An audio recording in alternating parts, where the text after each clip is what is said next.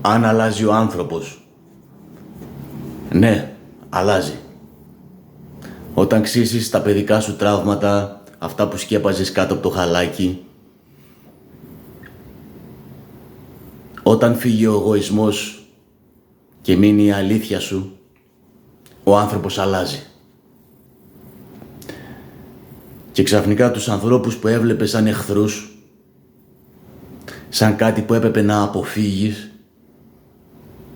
ξαφνικά νιώθεις την ανάγκη να τους μιλήσεις, να τους αγκαλιάσεις, να επικοινωνήσεις. Όλα είναι θέμα εγωισμού.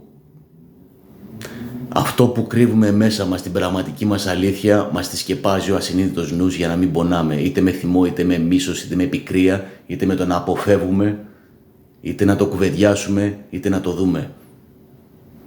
Έλα όμως που η ζωή έχει άλλα σχέδια και σε αναγκάζει να δεις αυτό που έκρυβες κάποια στιγμή και είναι βαρύ, είναι βαθύ, αλλά τουλάχιστον είναι αληθινό.